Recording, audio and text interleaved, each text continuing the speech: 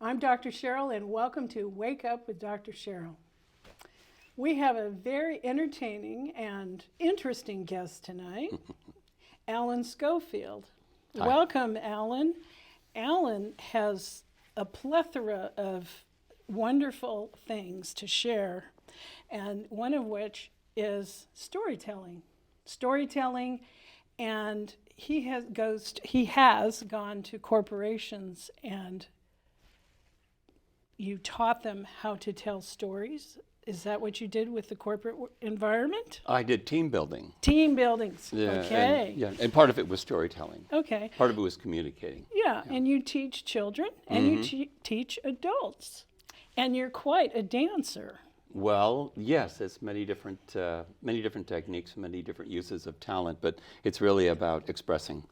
Yes. And I love it when people communicate, whether they're 6 years old or 60 or corporate or driven by their jobs. They still need to create bridges and tell stories because it just makes everybody closer.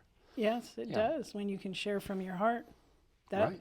That's why I do my show, because I want people to share from their heart, their passion, and their purpose. And when I first met you and started talking at the Art of Active Networking with Mark Sackett in San Francisco. My good friend. Yes. Yeah. I could tell that you just, once we got to talking, that you have this passion for what you're doing. Oh, yeah. It's your purpose, definitely. So, kudos. But, please share. Whew. Well, we've done a podcast, and it was wonderful. And that was a great conversation, Yeah, and, I think it's important, why is storytelling so important?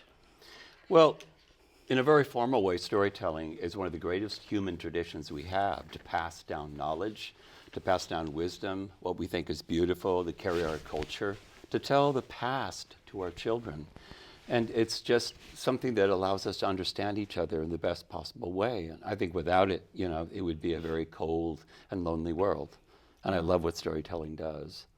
But the thing about storytelling that is so beautiful is it brings us closer together, like you said, and in so many different ways. I mean, you could have a 5-year-old who finds her voice for the first time and starts to tell a story, and everybody quiets, and we fall into the magic of what they're saying. And they discover they're a good storyteller, and then that's so good for everything after that, because they'll be a good reader. Yes. And so that's one of my keenest joys, is to really turn kids on to their creativity and storytelling. Yeah, and I bet it's easier to do it with children than it is adults. I was wondering how it is to teach or extract storytelling out of adults versus children. You have to change the room. You have to make people comfortable. Sometimes you use humor, and sometimes you just ask someone who's a natural storyteller to start and say, anybody have a story like that? Anybody feel what they're feeling? Or you go to a certain place that everybody responds to universally. Because I think storytelling is a little bit like leapfrog. Once you hear one story, it begets another story and another story. Kids, though, are a little bit different. I get them working in what we call story clubs. So they work together, and they each contribute something. Like one will be the associate editor, one will be the storyteller, and one will be the editor. So they'll have say after what the regular story is that they create. But they create it together. And we do this in storytelling clubs in first grade. Teamwork. It's teamwork, yeah. Is that how you did it with the corporate teamwork? A version of A that. version of a it, version yeah. of that. Sometimes we do nonverbal. Sometimes we do just tests to see whether you can do something musical together or something in movement or something in balance. But it's all about let's all experience something together and feel a lot closer by the end than we do at the beginning. Yeah. Oh, I love that. Yeah. I love that. So, can you tell us the story about the boy that finally listened? Ah, the boy that finally listened. Well, there's actually 2 stories. Oh, well, please. This is why you're here. I was coming up with a story that I thought would be a good video story to do illustrations to, which I did. And we made this story that just struck gold with people. And it was about a boy who saw all the pictures of the world. I guess he was on his screens. He was watching TV or watching phones or watching iPads. And he saw these pictures, but his ears kept shrinking. And the idea that his ears kept shrinking because nobody really talked to him. And he had no room for his own imagination. He had no home for his imagination. And that was always out of reach. So he hears a storyteller in the park. And he sees these wonderful old stories, and he hears them, and he imagines these things. And as he listens, his ears grow bigger and bigger and bigger. And like I said in the story, the world becomes a symphony. But in the story, you can watch it on our YouTube channel, the boy who finally listens. Is this animated? It has pictures that dissolve from one to the other. Okay. And my wife, Sharon, who's my Yeah. partner at the story, it did a fantastic job. She's the technical marvel, and she's a great coach about editing together. But anyway, what happens was this old storyteller in the park that he befriends, and he's listening with the other. He passes away. He's older, and he passes away, like all seasons change. And now the storyteller, the child wonders, what will I do with my ears? They'll disappear again.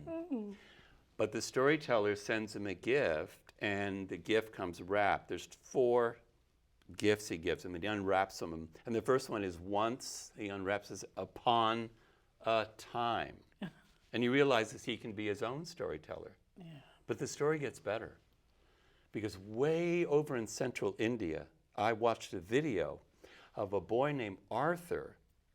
And he gets on the video, his mother and father set it up, and he tells the story of the boy who finally listens verbatim. And does it with these gestures in his eyes. And there was a boy, and his ears shrunk.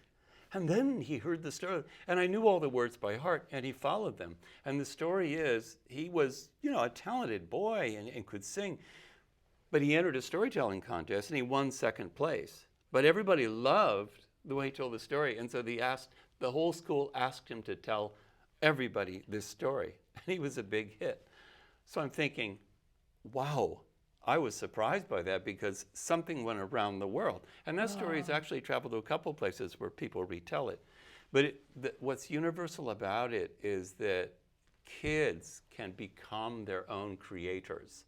And if they become their own storytellers and creators, just think maybe they can create their own life and create new possibilities. Amen. Yeah. That is a metaphor, actually. Yeah. So it my startled goodness. me to no end. And I think Arthur listened. And he was a boy who finally listened to himself. And, But all the way over in India. Yeah. And I wrote him and I said, "Wow, you're a great storyteller." Oh, isn't that And his sweet? parents says, "We will put." Was he Indian or? He was, He was Indian. They were. So he Central Indian. he must have watched that how many times to He memorize memorized it? the whole thing. Oh, Either that so or they had perfect cue cards, but I think he memorized the whole thing. No, it was deep. yeah, I yeah, could tell yeah, it was yeah, very yeah. deep inside. Yeah. And then they said, "We're going to put your email to Arthur on the wall." Oh, sweet. Because it means so much. Oh. And I just thought, wow, what a tremendous message, that this thing can go out. And the internet can do good in terms of sending out a course. message. Yes. So yes. that's kind of where we got the idea of our mission statement, to find a home for the imagination and a place where you can create your full potential and become a person who's fully realized. And what better place than with children? Oh, absolutely. So they can carry that for life. Because they're only in chapter 1 or 2. Yeah. And with the thing about children, Cheryl, is that they're told so many stories, and they're told so many lists of information, and they're told, you can do this, you can do this, you can do this, and so pick one and make a plan. But I always say with young people, and with all of us in a way, that we have a second story.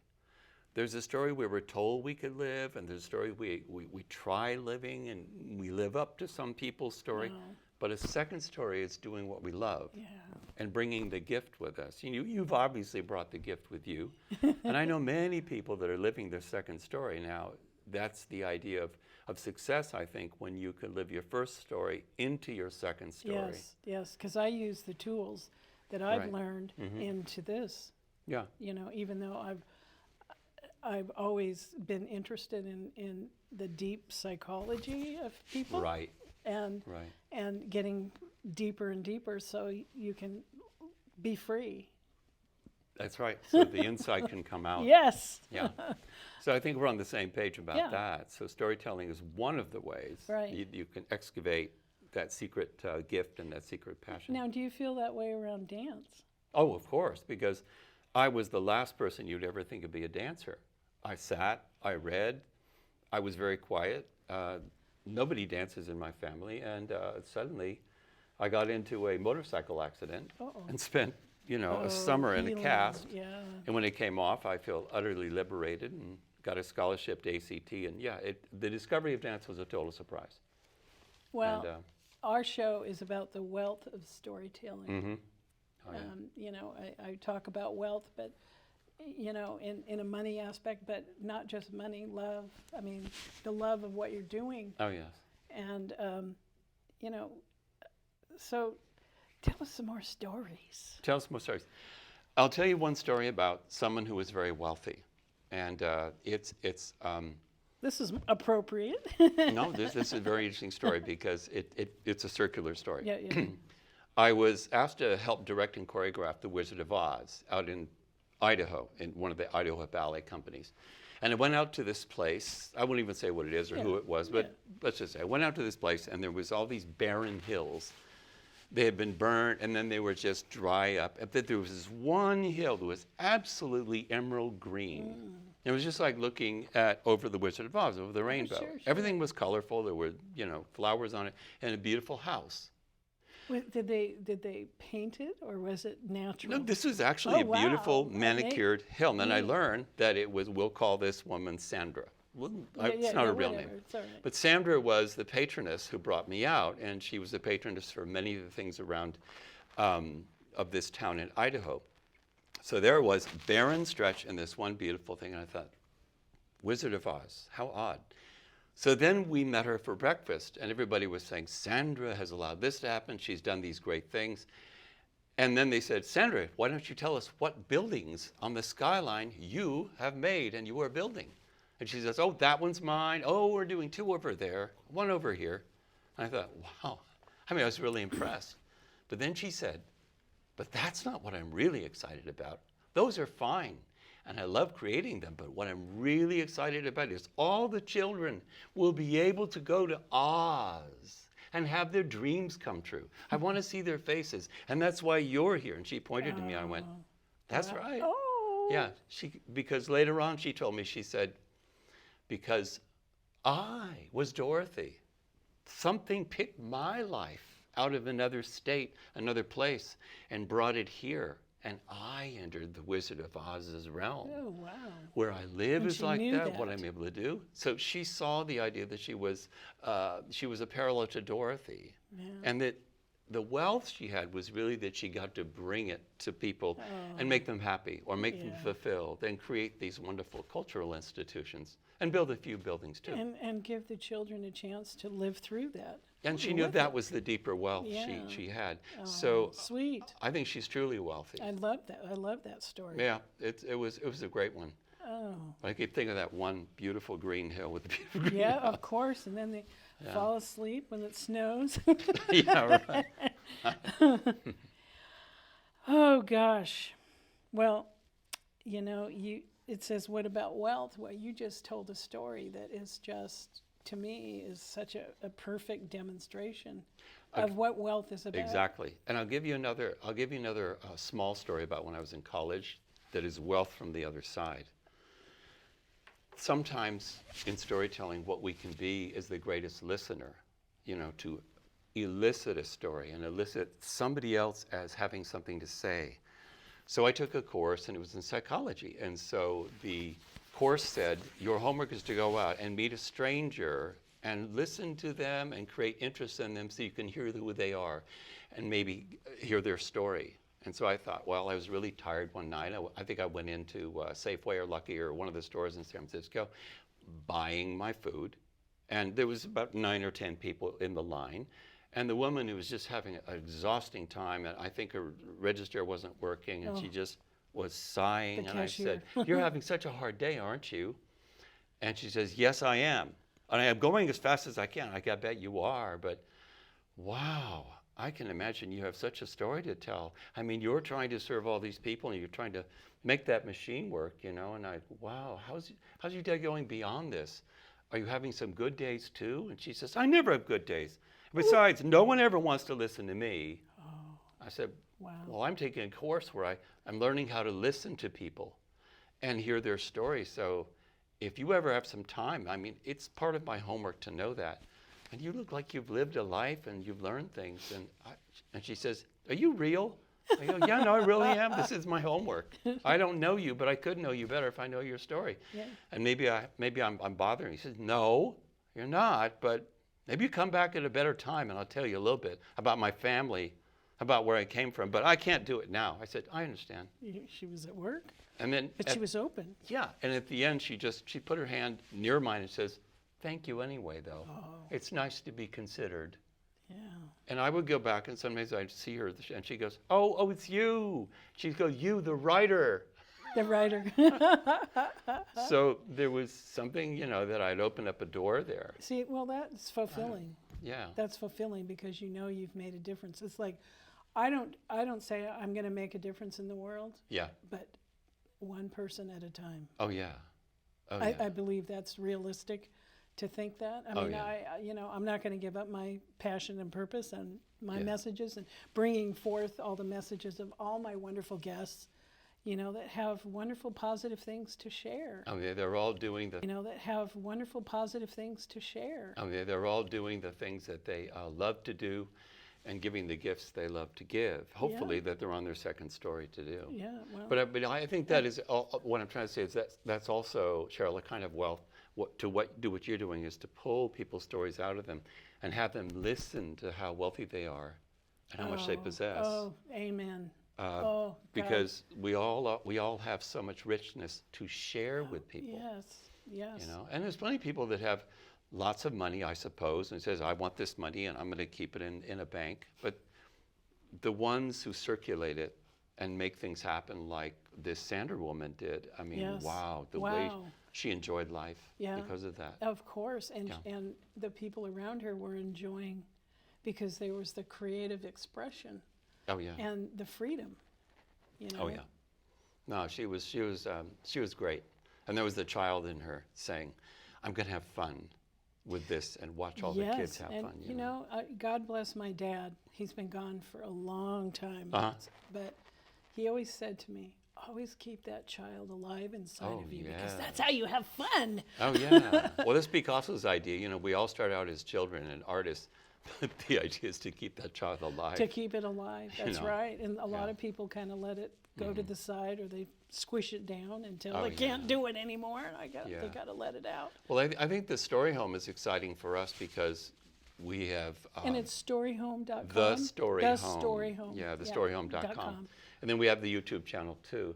And what's really fun about that, and what's really significant, I think, is it goes out with all their stories, and they find this place to be at home and listen, and with their families too.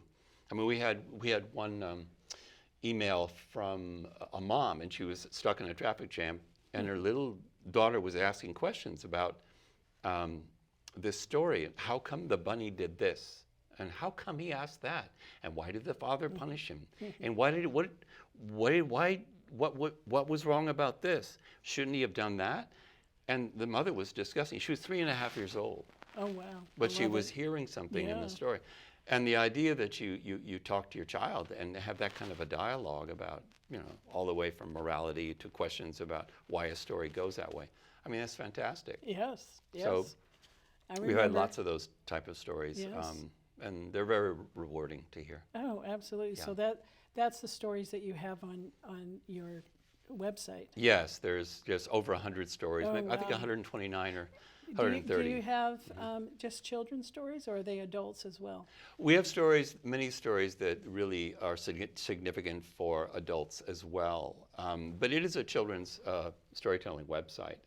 I've had original stories about my past. And I mean, there was a story I told, I think anybody can relate to this, about jumping to a decision. It was my foolish mistake, and I jumped to trade this coaster that my father and I had lovingly made. I used to have these Saturday mornings, we'd make these coasters. And, You mean a coaster that you put under your... No. You mean a roller coaster? A coaster that goes down in a race. And we'd all make coasters. Okay. And this one had a steering wheel, and it had ropes, and my dad and I worked on it. And I thought, this is just like a Mercedes of coasters. Yeah. And we were always at this place up on the hill, and we'd flag off the traffic, and we'd have these races on Saturday morning. And my foolish mistake was, in a fit of passion to get something else that somebody wanted to trade it for, a boy says, I'll give you 3 mice in a cage and mice food for your coaster. And I'd always wanted that, but my father and mother were not keen on it. So I said, all right. And I traded this coaster. And on the way home, the whole neighborhood is following me home. And I'm carrying the mice, and I come in, Dad, look what I got, Mom. 3 mice in a cage with food. And he says, how did you get that? I traded my coaster. This was the first week it was being raced. Oh, no. He goes, oh, really? You did you? Oh. So we have to build another one. That was the best part.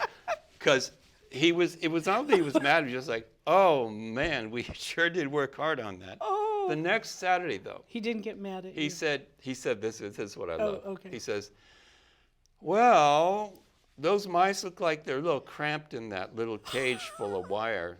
Maybe we should build them a bigger house. Come on. Oh, wow. Let's find out how we love can it. design a house and all that. What I found out was his sweet spot, his love of working with me was the thing. That was the treasure in his life, of sharing that he was an Yeah. engineer, that he Yeah. could work with wood, teach me how to do tools. The Right. coaster was like an expression of that. Yeah, It wasn't yeah. the mice either. He was like, Yeah, oh, yeah. mice, oh, God. He just said, let's build them a really nice home. And then How old were you when that happened?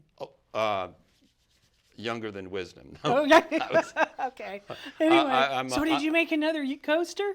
No, we didn't make him an Oh, but you made a bigger mouse house. Yeah, and like all things, I eventually tired of the mice, and my mother says, you got to feed these mice. Come on. But the whole thing was, Did you find another home for them? Yeah, I don't know. They passed. Or did you feed them to the animals? They've gone the way of all flesh, the poor Okay. mice. But they had a nice home. I'm sure they did. It had little wheels so we could roll it around. But it was spending time with Dad and building and Yeah. learning how to create something together. That was the thing. Yeah. And the foolish mistake, I watched the boy who traded the mice, and he won the races, and I just ate my heart out. Oh. And so stories of real experience like that, that's what we have on the website. too. Yeah, exactly. I mean, so I bet you have some more stories in there. Oh, there's quite a few. So, I mean, you're the storyteller. Twere I to recall. Please, please. Yeah. I'll tell you one thing about A Home for the Imagination, and this is probably the deepest story I can tell you. I know a lot of young people grow up and they have situations of hardship, or they're dealing with a stress, or they're having something with a family member, or there's insecurity and all that. I grew up with a mother that was depressed, and she was ill a great deal of time. We're always like on pins and needles and all that. Yeah.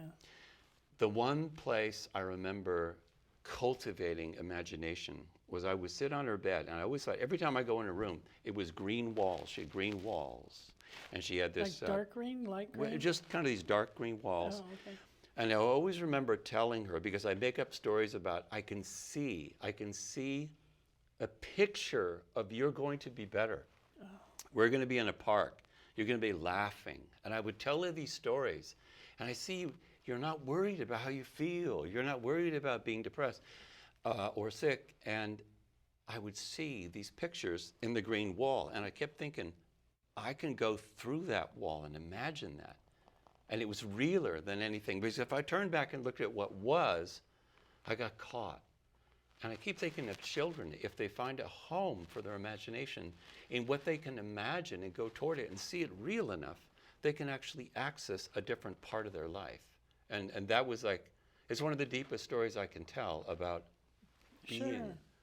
being in possession. Looking and seeing beyond Yeah. the reality Yeah, of, and of a rarely- negative situation. I rarely tell people that story because it's so personal, but I really think if I am going to tell about storytelling in its depth, is that you are not where you are now. You are not where you start. You are where you go through. And I would like to say you can go through the green wall.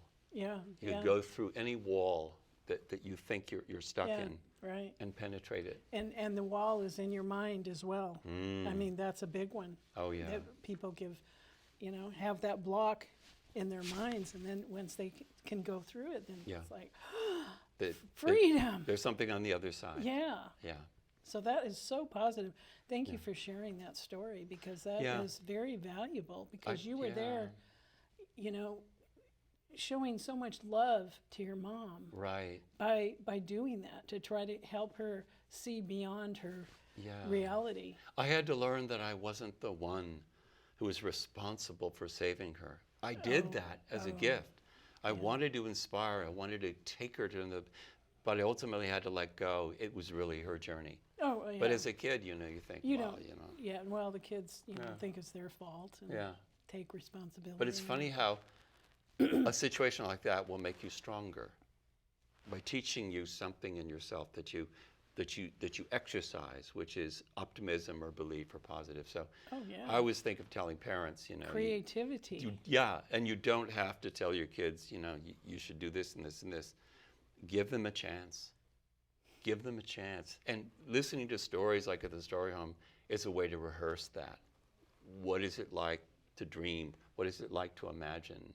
What is to have it like a daydream? Yeah, when the hero goes forth and they have to have an adversary.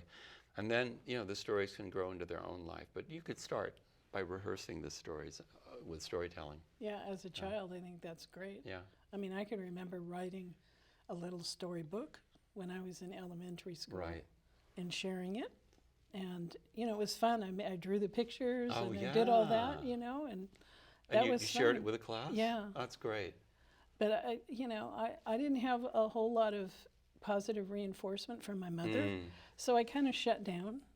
I'd come out, and then I'd shut down. I'd come out, and I'd shut down. But look at your second story. Oh, yeah, no, I'm living it.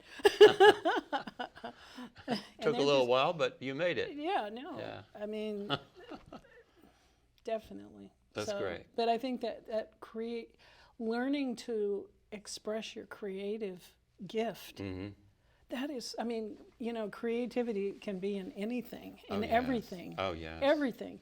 And I think having that as an innate, tool, I think it is a kind of a tool. Oh, yes. Because then I can become a child very fast when you start talking about this. And my little kid comes out. Oh, yeah. And that's living. That's really feeling that full expression of humanity. Exactly, and it's that definition of happiness I like is where you are, you don't want to be anywhere else. You don't want to be doing anything else. You want to be with where you are is completely enough. And being in the moment. And time stops. Yeah. You're in that zone. Yeah, Sharon and I, my wife and I were talking about do we actually control time when we do Once Upon a Time? I don't know if we control time, but I think we evoke a timelessness for a moment. Oh, yes. Where a bridge happens between. Yes. And when time comes back in, we're just better because something's been shared and something's been experienced. That you say that. I have been noticing recently that, I get into a place where I don't have any restrictions. And I just like, oh my God, an hour and a half has already gone by. Right. And I keep thinking, is our time, our rotation of our planets getting faster and faster? Because time just seems to zip by. And I'm not really I'm expressing myself, right, my creative self. But that's so beautiful. And you truly are wealthy when you're just in the fascination of where you are, doing the thing you love or the thing that fascinates you. My wife had it today, gardening. She started out, I'll just be an hour. Oh gosh, how many hours? She was there 3 or 4 hours. Yeah. And the garden was fully planted and the cat was walking by. Well, that is such a creative therapy. Oh, yeah. My brother has it when he paints. Yeah. Another friend has it when he cooks. Mark has it when he talks about antiques. Whatever your passion is. See, like Yeah. I have mine with gardening too, but I'm not doing it as much now. Right. But painting, because I've studied Chinese brush painting, Oh, and I haven't painted for about 5 years. wow. But that I lose myself with that. I just go into a zone, and I just lose all. I'm just in that creative zone, and that always feels. And cooking. Isn't that Cooking beautiful, too. the way you say, I lose myself? But actually, you find yourself. Oh, totally. I know. No, I'm in the inside of me, the true nature of my inside, When I'm the telling, creative side. Exactly. When I'm telling stories to children, there's a couple of things that happen. They all gather and look up. Then I say, once upon a time. And they all lean forward and get very quiet. And the eyes get wider, and they dilate a little bit. And they're like, take me. Take me to where I'm... And I'll say, there was a hero who entered the forest. And when the story begins, I completely lose who I am. I lose my age, I lose my, Well, that's my what it's driver's all about. license. Everything. Yeah. Every identity goes away. And the story unfolds. Literally, it unfolds. Sometimes I don't even know where the words come from. But when it's done, the kids always have the same reaction. Oh, is it done already? Oh. And then when they go back to their Yeah. life, they go, that's so short. Sometimes it'd be, 15 minutes. That's such a short story, Mr. Scofield. All good stories are too short, don't you think? I love the story you told me. I don't remember the actual details of it, but when you bring in the children and you ask them a question about the story, and that one girl that I don't know if you can recall it, but you say, okay, well, what did you think about this? Where did you were on a path or a trail or something? And the little girl said there was some kind of monster or some kind of animal or something. And, you expounded from that. And the children, the children get involved, and then they're sparking their imagination, and their creative thought. Well, I call that the breadcrumbs. You set out a premise, and then the next crumb is, well, then what happened? Okay, And I think it was a monster story. So you call it breadcrumbs? Yeah, the breadcrumbs. You Oh, drop the okay. next riff. Oh, look, Yeah, there's yeah. a breadcrumb. What happened next? Yeah. But that's also logic. Cause and effect. So if, for instance, the hero goes and they're in a dark trail and they hear a monster, what do they feel? Oh, they feel afraid. Well, why don't they feel afraid if they hear the monster? They must have something that protects them. And then you don't say anything because the kids are thinking, well, Yeah. armor. I said, no, armor's not going to do it. It's a big, terrible monster that breathes fire. What's going to do it? A magic ring. Oh, really? What kind of magic ring? Ah. The kid, it shoots green light and hypnotizes the monster. Oh, good. And then what happens when the monster's hypnotized? What does a green light let the hero do with the monster? And he says, well, he becomes a pet for as long as he has to be. Then they get on, and then the wings come out. What wings? Well, he has wings. How do we know that? We just didn't see him until he uses them. So they create this thing. Well, now that he's flying, where's he flying? So see the breadcrumbs. Where does it go? Where does it go? Where does it go? It's just the greatest thing. I mean, I never know where it's going to Well, when end. you can witness the kids' imagination as you started it, you've got the impetus, and then they come in with their creative. Absolutely. I mean, that is. Well, that's why I do the. I'm trying to think which I should do for the camera, but we tell stories by using the human hand. So the thumb is like Tom Thumb. What's the character? The direction is, where is he going? What does he want? He's going somewhere. He must want something. The obstacle is this middle finger that is the tallest one. You can't get over it. Uh-oh, a challenge, an obstacle. Then I tell the kids, but there's a ring. Ring finger is the ring of truth about how does he solve his challenge? How does he get over that obstacle? And the little finger is the little lesson he learns at the end. Because you have to have three things. You have to have information about what happens. You have to have the feeling of the challenge. And then you have to have the resolution, which gives it meaning. And you know what? What you just said is a tool for living. Oh, yes. I mean, that's what, I mean, that's how you apply it to real life. Exactly. Yeah. I love that. Yeah. And Yeah, learning that as a child, oh, please. Yeah. You know, and Because then you see yourself as the hero's journey. You see yourself as challenges that can be met somehow by finding out what will solve it. And usually it's not alone. Usually you find out from someone else. Thank God we're not alone. oh God, oh, what a lonely, awful place. Yeah. Or you know? someone gives you advice, but you're not ready to hear it. Oh. A year later you go, oh, my God, I Yeah. realize they're right. Yeah. You know, and so it happens in time. Yeah. And we Well, eventually find everybody's out. in their own Yeah. evolutionary time. Exactly. You know, whether it's spiritual, mental, Oh, yeah. you know, metaphysical, you Absolutely. know, all of it. Yeah. But stories, they contain time really well, and they condense it so that we can journey and learn something without having to fall off a cliff or meet a monster with wings. You know? At least not until the monster comes up.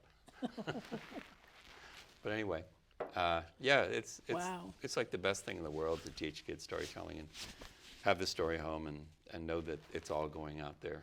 But I actually, once in a while, it doesn't happen like monthly, but I'll wake up with a dream. mm-hmm. And when I wake up with it and I remember it, I write it down Oh yeah. because I always like to interpret what Oh, it yeah. is. My wife does that too. Yeah. She's had some amazing dreams. Oh yeah.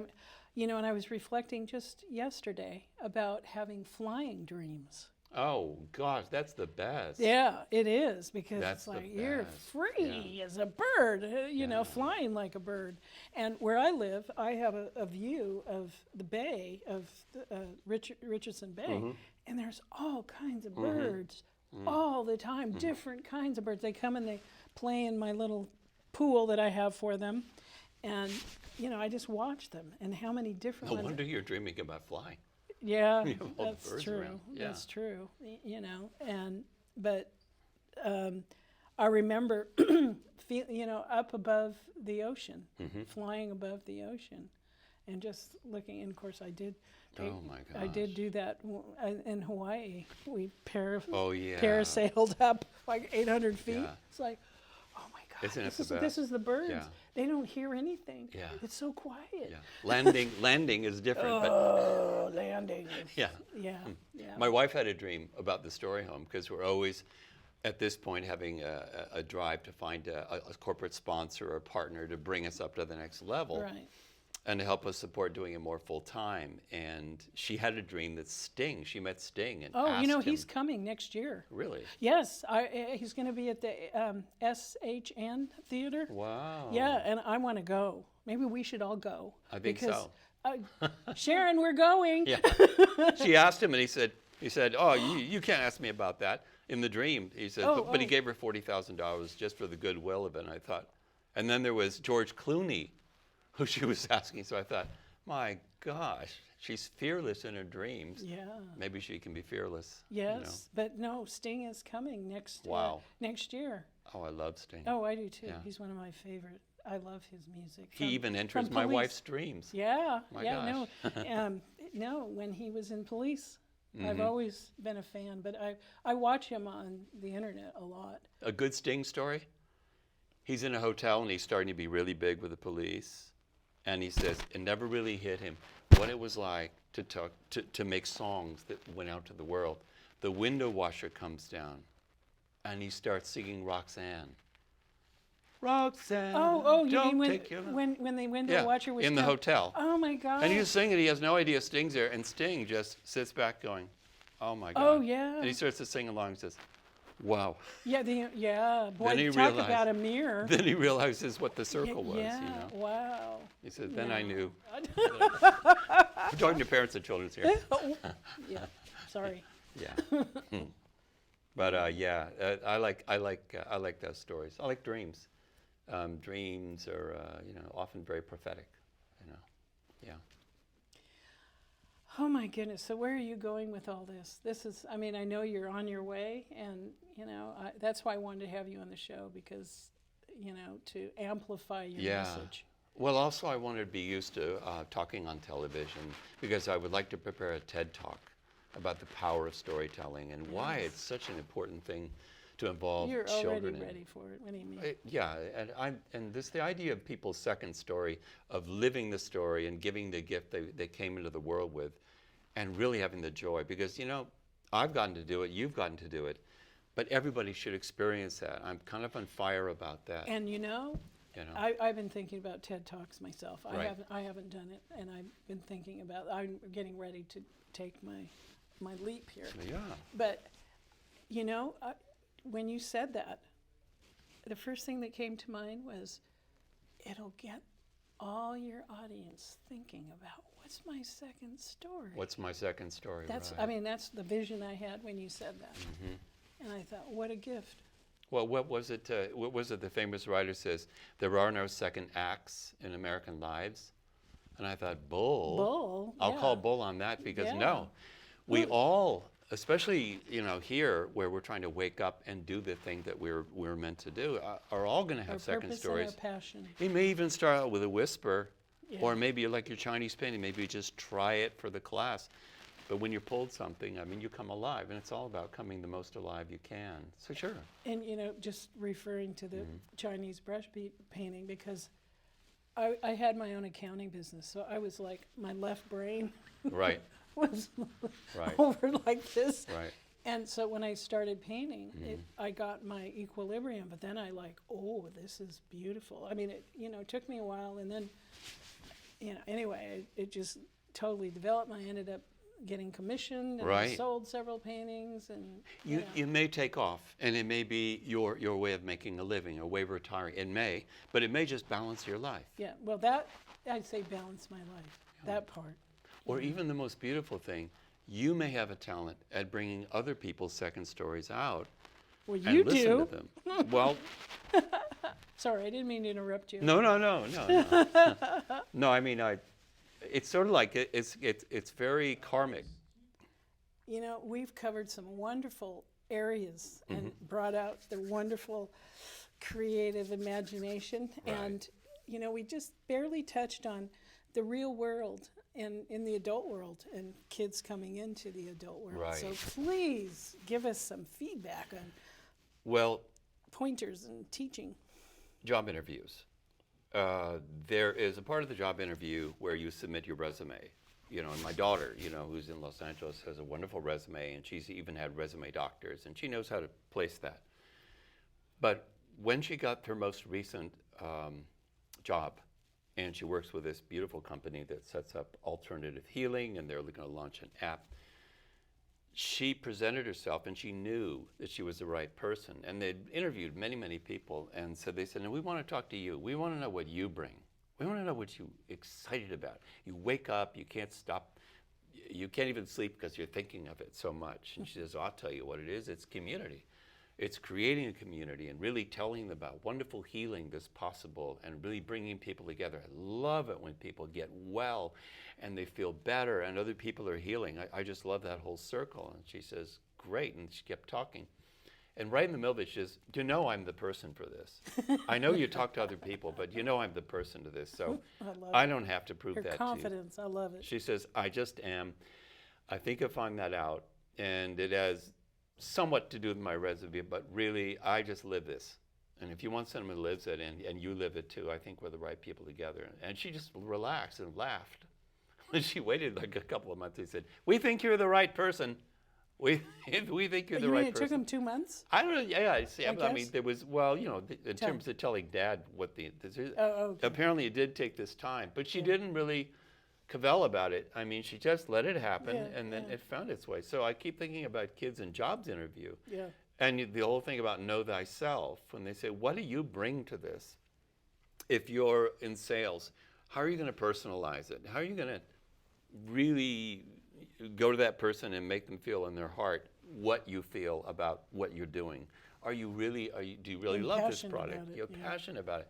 Is it something you can understand, empathy-wise about their life? Where they say, "I think we can help your story be better. We can help your home be better. We can help your car be better." But not just business, like, "Look, here's what we can do for you, and it's a really good price." But something like, "I love helping people," Yeah. or "What do you need? Let me know. I really want to make things better for you." I mean, that's storytelling, but it's also being memorable and making an impression on people like you care. More humanistic. Yes. And so I think in a job interview, they're looking for who you are. what you're made of, what your character is, what you're passionate about. Because that's the final, I think that's the final decider. Who do you want to have on your team? So that kind of storytelling about yourself is not really indulgent or selfish. It's really generous. But you have to know that part of yourself too. Yes. You can't be brand new to yourself and just say, well, I put this on my resume. No. We know your resume is great. Everybody's resume is great. But why should we hire you? And it's good to start asking that question early. Who are you? Yeah. Yeah. Oh, I remember at 13. Yeah? Did you have an interview for a job? No, but I do remember at 13 going and saying, who are you? What are you doing? I Yes. looked in the mirror and I did that to myself. Well, that's great. I did. And then I started digging in all And did you different... get an answer from the... Well, not directly. You, At 13? you will be an interviewer. You will... I would have never, especially when I was in high school. Oh, high school. I had to take speech, and my brother and sister went to the same high school. And my brother was the golden boy, the Oh, yeah. athlete, Oh, yeah. but he wasn't that good in school. Right. But his speech teacher didn't really like him because he was kind of arrogant, blah, blah, blah. Well, I came up 7 years later, Right. and she remembered my brother. And she didn't really, anyway, I skipped class a lot. I didn't like her, Yeah. and I got an F. Fran Lebowitz has a great thing about high school. She says, in high school, there's only two happy people in anyone's school. The captain of the football team and his girlfriend. The rest are miserable for various reasons. I got to finish my story. Okay, I didn't sorry. finish my story. Sorry. So, my girlfriend said, Cheryl, you have an F in speech. What are you going to do about it? I thought, okay, go home, talk to Dad. And then, because I had to graduate from high school. It was the only bad grade. And you needed speech. And I needed speech. So, because I was always kind of a wallflower, I kind of... You? Yes, I know, believe it or not, it's true. You? Oh Anyway. my God. Anyway, so I went home. We met with a counselor. I made it up. She gave me a B. She wouldn't give me an A, but she gave me a B. How did you get to be? I did speeches in front of her. Oh. Yeah, I did it. I had to make up 2, and I did it in front of her. Oh, And she good. gave me a B, but she wouldn't give me an A. But that's okay. Hey. Huh. Yeah. Well, that told you that there's always more. Yeah. There's more that will come out. Yeah. But what a beautiful gift to give you that, because you now talk so easily and so eloquently. It's so, natural. Well, I love communicating, and I love listening to others people's. You sure do. That is, I love, because what can I learn? That's how what can I learn? Or just creative expression, but listening. Is so important. There's never great storytellers without even greater listeners. Never. Now, children though are genius at listeners, they're beautiful listeners. And they're so good that if you go off and you're not really in it and you're just a slight bit boring, They bring you back. They bring you back. you'll hear them go out of the room. They go, "This was boring." Oh. And you go, So what about "Oh, adults? huh? What about adults? Oh, you can't trust adults the same way, because they're going to be bored and go, "Oh, yeah, that was great," because they're going to be nice to you.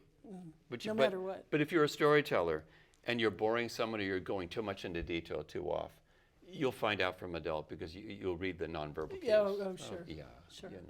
Yeah. And like when you interview people and they're telling the story and you realize they've rehearsed it too much, and you go, oh, I want to break in and get them more spontaneous. That's also a proper use of interviewing too, is to say, hey, I'm here, talk to me really, rather than you're doing a speech. Yeah, and I've had situations where that's when I jump in with questions. Right. And I pull it, I kind of refocus their attention, Right. so they can, spontaneously come up with an answer. That's what I do in that circumstance. Yes. Yeah, And it usually works. Yeah. I I would say, if people are watching this and wondering about their own storytelling, is where people tend to fall down is they think they have to present the information and get it in the right sequence and follow the script. And what's mostly lacking is how you feel about what's happening.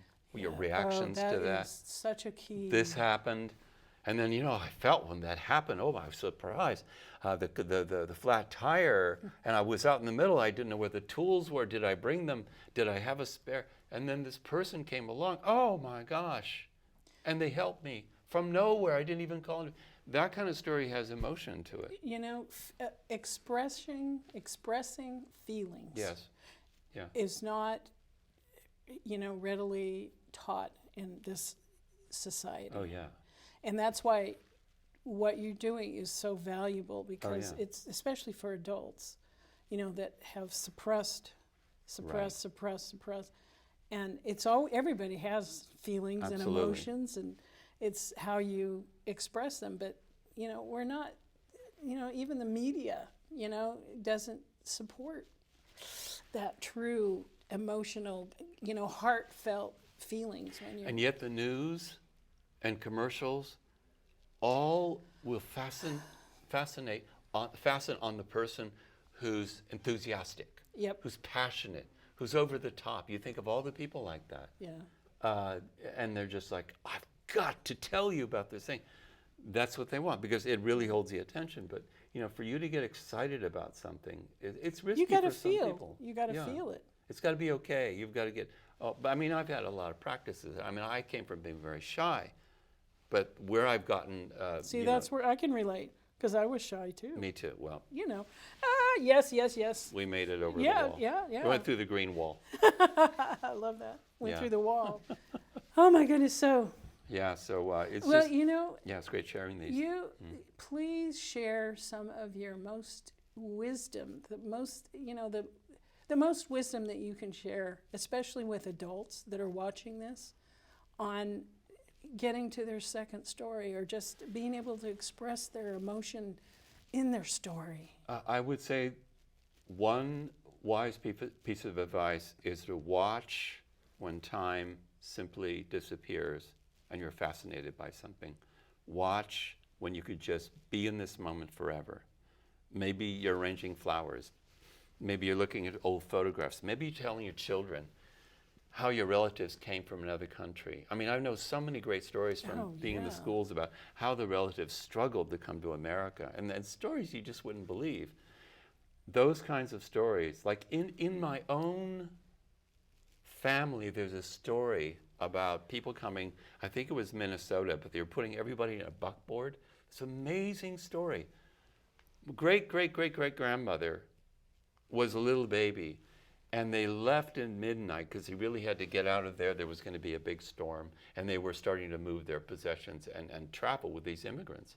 And the mother of this baby, from whom I descended, is going around this thing, and all of a sudden, the clouds part, the shining moon splashes down light on this puddle, and the horses panic. They take off.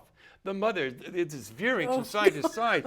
The horses are breathing, they're stamping. It's about to go over. She throws the baby into the bushes, and they land in some kind of soft bush. Thank And God. the baby's perfectly okay. The thing turns over. The people jump off. They're okay. Somebody breaks her leg, and the baby, and it's pitch dark. Baby's going, where's the baby? Perfectly okay. And I keep thinking, there, but for the grace of God, the baby's flying through the air. I mean, it could have been so many. It could have been so ugly. My grandfather's a writer. He wrote for the newspaper. What if he and my father had never heard that story? Yeah. What a story. Yeah. Oh, You might not have been here. Or the story about my father yeah. walking through the snow at the end of the Battle of the Bulge and trying to keep up and trying to stay up with the last guy. I mean, and how did he keep going? He says, well, if you sat down, you died. You had to keep going. These stories about how people made it through life, I mean, it's great. So find the stories of your parents. Find the stories of your great-grandparents. Tell them to the young people. If you don't have children, tell them to young people in schools anyway. Yeah. And say there's an amazing journey that people took, sacrifices so that we could be here. Those kind of stories are golden. Appreciation for that. I'm just glad the baby survived. Oh my God! The first thing that came to mind was God was watching after all of them. Oh, yeah. You know, his hand, her hand, Her hand, mother, yeah. mother, father, God was right there. Think of the act of faith of looking and hoping and then God. tossing that I can't baby away. imagine. I mean, if it were to save its life, I would do it. Yeah. But You're going, you what never do know. I do? Or people that like, you know, what was it, Butch Cassidy, and they jump into the river. But, Oh, you know, what they did to get there. look where we come from. We come from these people that just had these impossible moments and then it somehow survived. No, we are being taken care of, for sure. Oh, definitely. I have yeah. no doubt about that. Yeah. I just had a podcast with a Christian minister yesterday. It was quite interesting. Yeah. Because I'm very spiritual. Oh, yeah. And it's important to have that in your makeup for faith and trust beyond this mortal flesh. Oh, yeah. You want to know the greatest question that a child ever asked me? And it was my daughter. We were at a stoplight. And out of nowhere, she's about 10 years old. Dad, I know I'm grown older now, but is there anything in life I haven't experienced yet?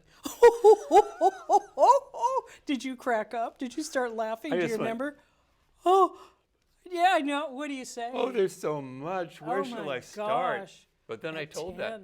that. At St. Mary's Cathedral, they had one of the highest priest was there, the highest, you know. He Deity. came out and gave a talk, you know, and he was a very philosophical elder and very, like a high statesman in the church. And I said, hey, guess what my daughter asked me when she was 10? And you know what he said? I hope you didn't tell her anything. Just say there's so much left. What would you like to experience? You know, bring it out of her. Don't tell her about it. Yeah. Oh, She's wow. going to live it. You have no idea what she's going to experience. Yeah. But what a question. Yeah. So here's a question to the listeners That's out a little there. wisdom. Is you know? there anything you have never experienced yet that you could? I wonder what it is. There's a story. That is a wonderful. Is there anything you haven't experienced that you'd like to? That's a wonderful ending. Yeah. Oh my God. Thank you so much. Oh, yeah, yeah. Thank you. Second Story Club. Oh, yeah. Amen to that.